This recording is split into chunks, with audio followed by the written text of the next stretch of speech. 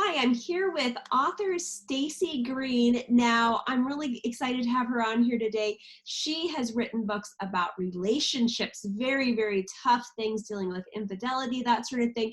She's talked about grief and dealing with death. But today we're going to talk about her perspectives as a homeschooling mom whose kids are now grown up. But just as she looks at what's going on right now, I think she can give us a lot of perspective. And I love it because she deals so much with difficult things that happen in life. And there is nothing easy about what's going on these days, is there, Stacey? That's true. Yeah, these are some strange times we're in. What goes through your mind? I know a lot of people have kind of joked about it. Oh, now everybody's finding out what homeschool moms deal with all the time. But the reality is a lot of homeschool moms are like, gosh, I feel really sorry for you being thrown into this suddenly. Nobody should Right. be forced to homeschool, Yeah. be forced into the situation. What would you say to the parents who are struggling right now? Well, I really want them to take a deep breath. And this is just so much like what you have in your book, too, just about the fact that we don't need to be pressuring these kids nonstop. And I think that if you don't know anything about homeschooling and you were thrust into this situation because of coronavirus, I think a lot of parents, not all, but a lot of parents are thinking in their head, my child is in school 6 or 7 hours a day. Does that mean I put my teacher hat on and stand at the dining room table with a pointer and a dry erase board for 7 hours? And nothing, nothing could be farther from the truth. And so I wanted to emphasize that in my guidebook, that truly, I'm a phys ed major, so I had to study education. And in college, I took all of those modes and models and curriculum classes. And almost every teacher told me, hey guys, when you go into the school system to do your practicum and your student teaching, you will quickly discover that out of a 7 hour day, a huge portion of that day is spent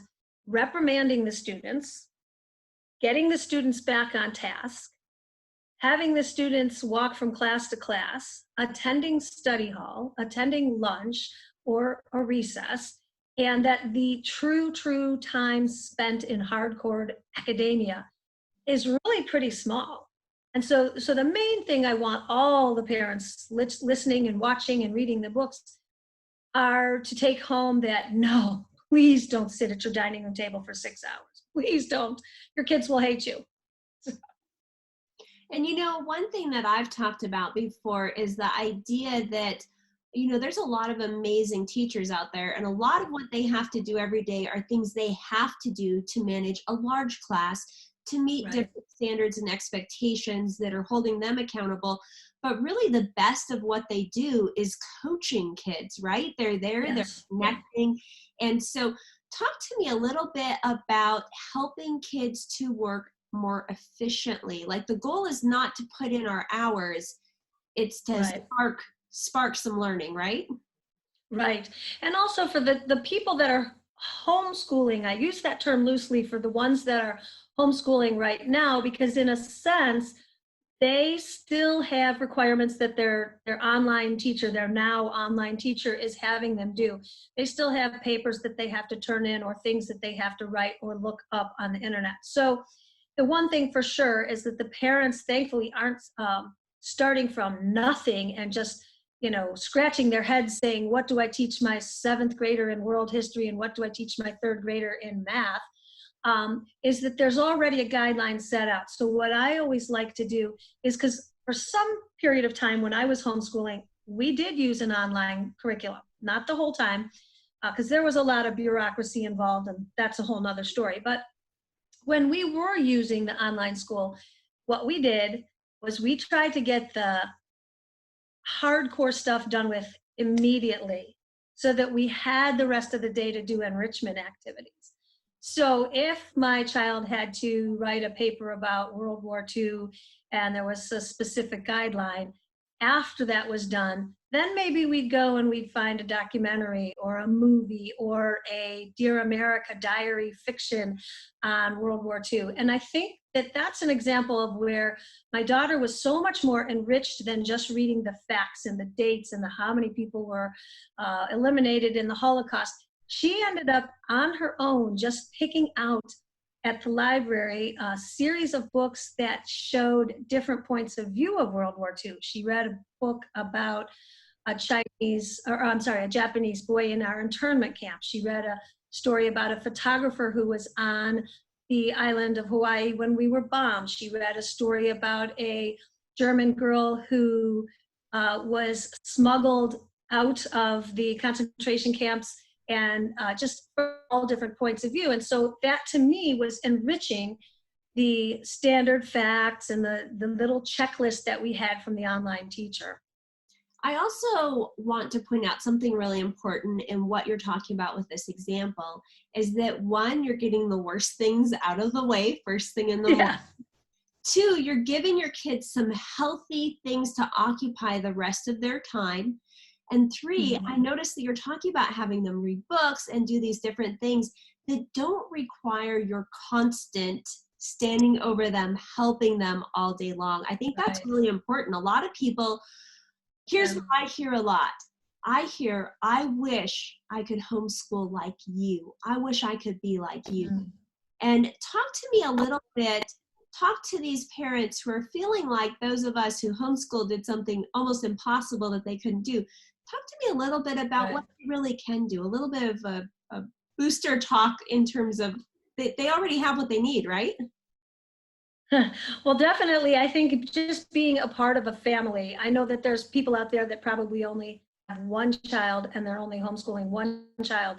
And that might be a little more difficult because, there's not that same social interaction with the siblings. What I loved is that we had two siblings of different ages and different personalities. And so worst case scenario, mom really needed to get some things done. Then the kids would entertain each other and make up their own games and make up their own stories. And everything that they did, I considered learning. And I think I can really stretch that term loosely and say, hey, my daughter clipped coupons with me. That was math. Hey, we played a board game. That was math.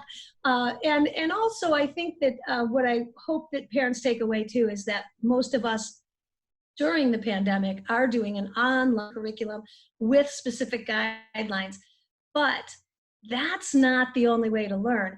I know that there is unschooling, there is traditional schooling, there is curriculum learning, there is online learning, and they all meld into each other. So, I will tell another story about a daughter who for 2 years almost did nothing. She did what I consider unschooling. She was my middle child, and right around 7th or 8th grade, I wanted to start sending my kids off to school.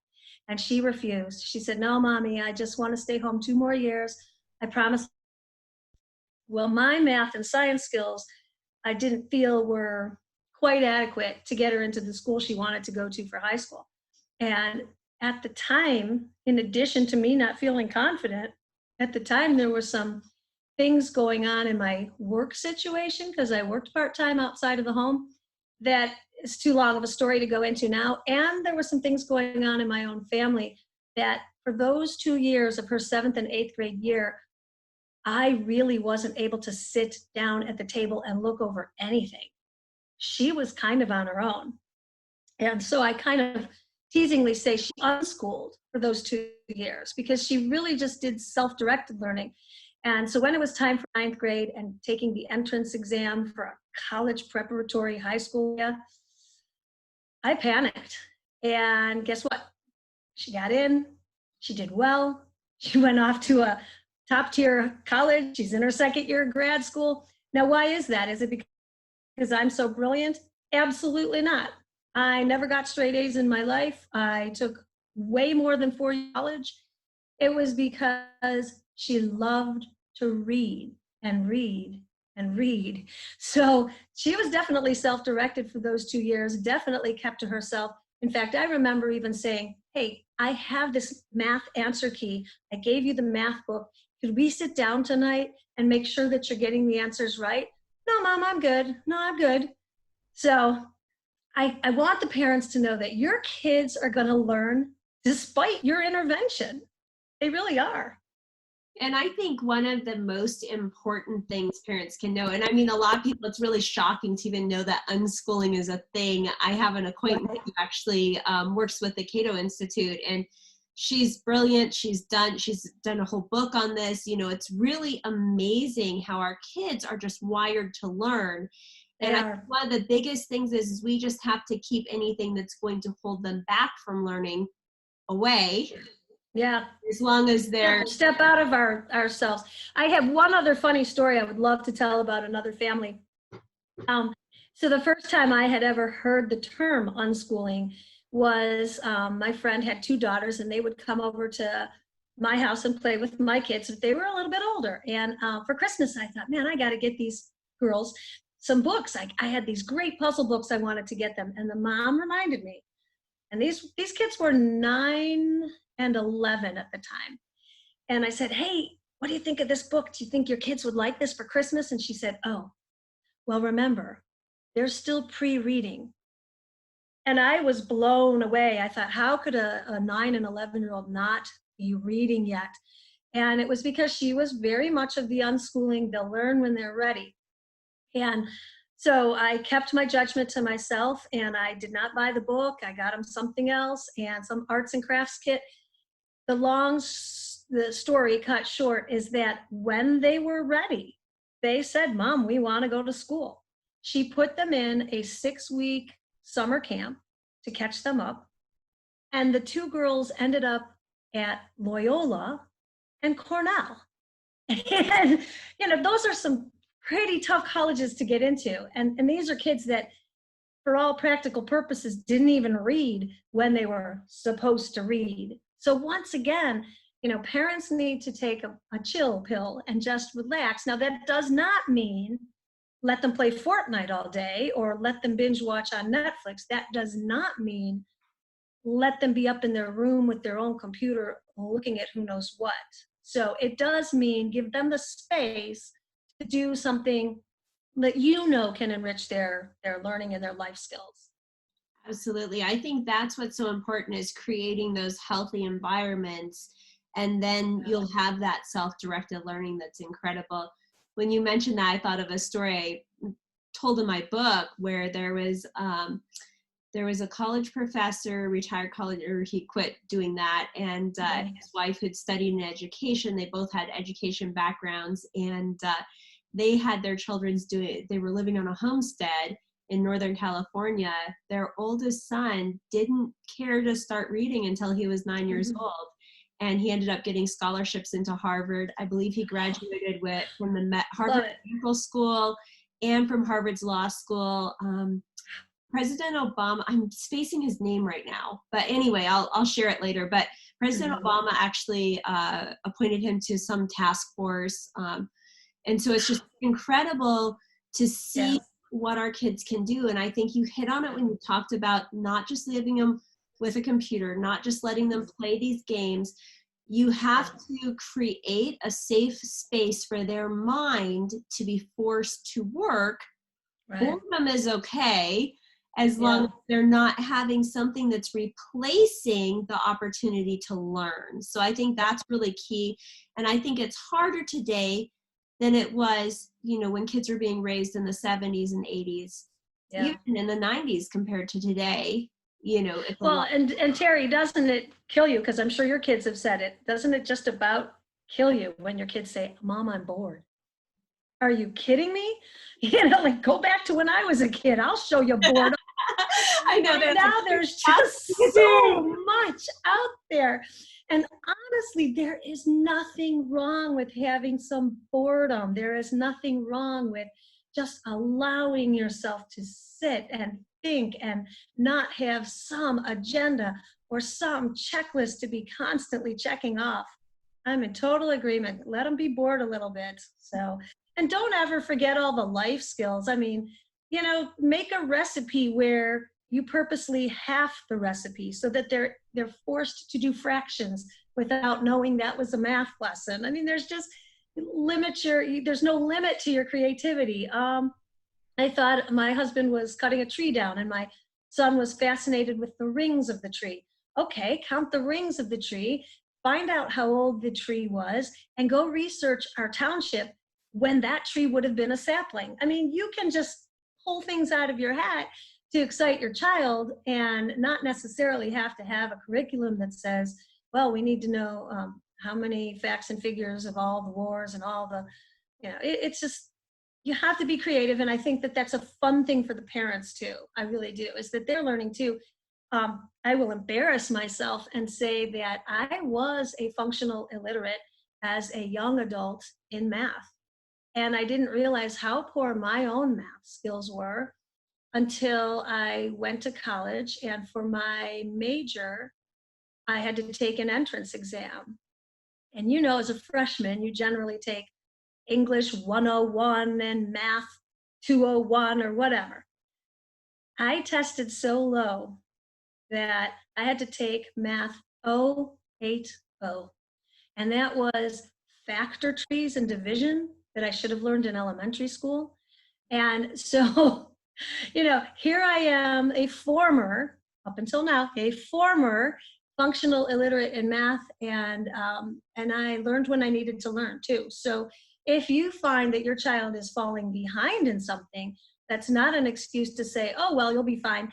But it is something that I don't want you to project onto your child. Don't project that, well, you should be operating at this level while your friends are doing slopes and you're still learning division.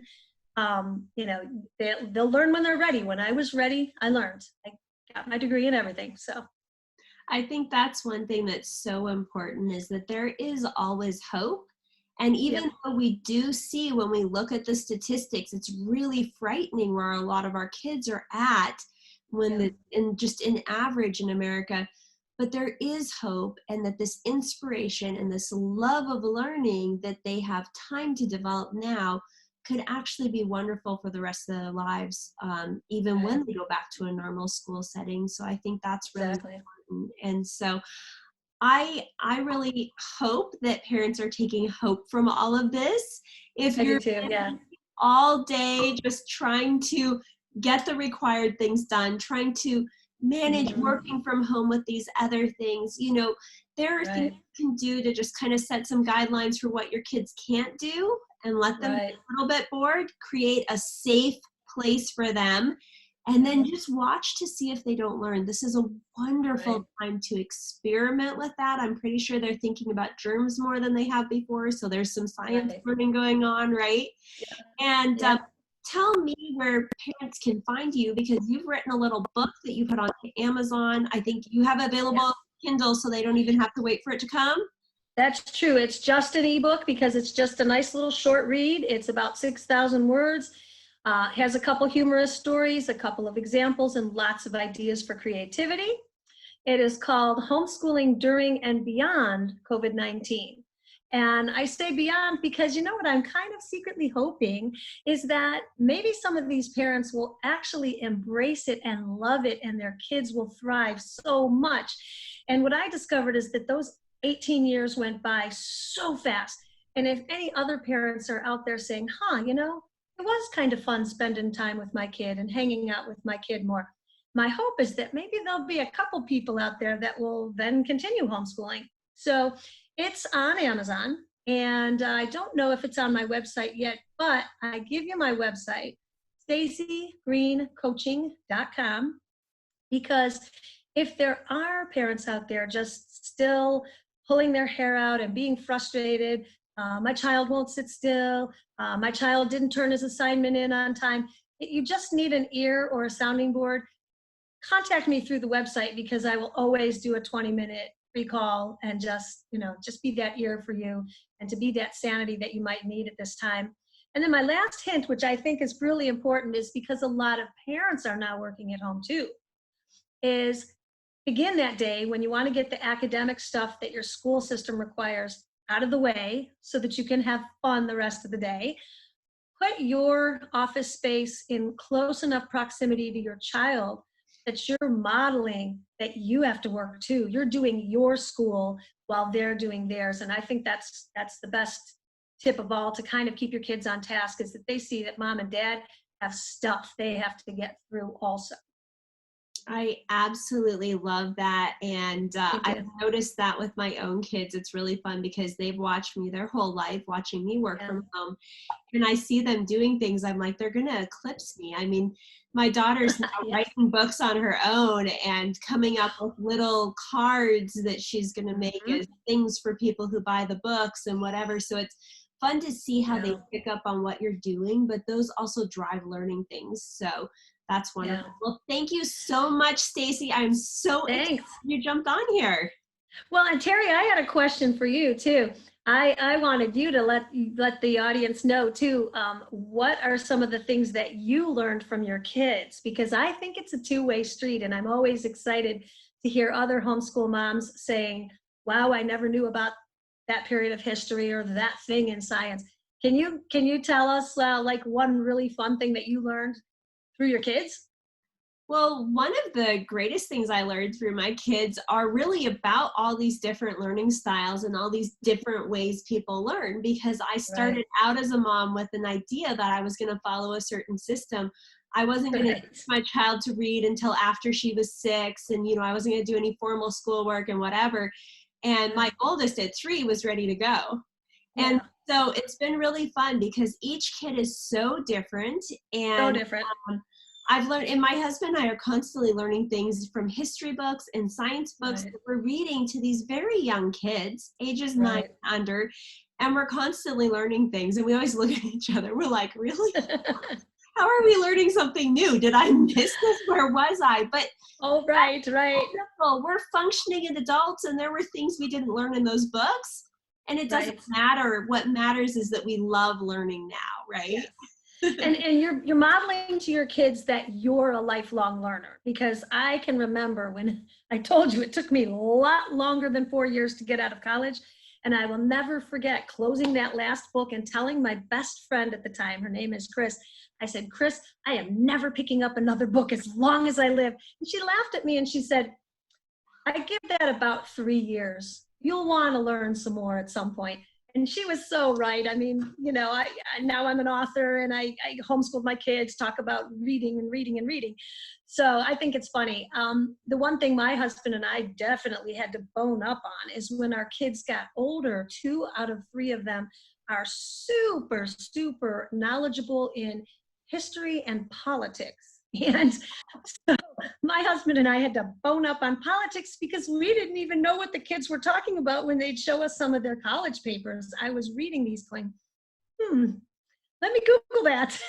So, I think that's something so important that you touched on earlier when you talked about the math, is that when any parent or grandparent, we have lots of grandmas in my yeah. social distancing with kids group who are Mhm. taking care of grandkids during this time, but Right. never feel like any of us who've produced books or speak on these Mhm. different things or whatever, that we are more than, better than you are, and that Yeah. you're incapable because of something we can do. The reality is that it's not about what you know as much as Right. how much you love that child and how much you Right. can share with them the importance of learning and inspire them just through Yeah. that special connection that you have as this parent. I mean, I am Yeah. constantly not knowing things. And honestly, like my 9-year-old, I'm at the point where I'm like, go talk to your dad about your math. Like, I don't even know what's going on with that. But she was Right. good. Right. Actually, okay, so here's what she was good at. She liked to do her math in her head, didn't want to write it down. And so through the 4th grade math, at least, I was like, well, I can do anything in my head that she can do in her head. And so I've Right. actually gotten better at mental math from my Good. very, That's very so good. small child. Yeah. Right. Right. And that's Oh, the thing, is it's a very humbling job being a parent. right. Yeah. I wouldn't trade But, it for the world, though. but I it's wouldn't trade fun. it for the world. Yeah. Absolutely. Well, thank you so Yeah, much, Stacey. thank you It's so been much for having me on wonderful. today. I hope your book and my book inspire and help a lot of people because, we want the best for these kids. We really do. Yes, and the best for their parents' sanity. Yeah, that's true.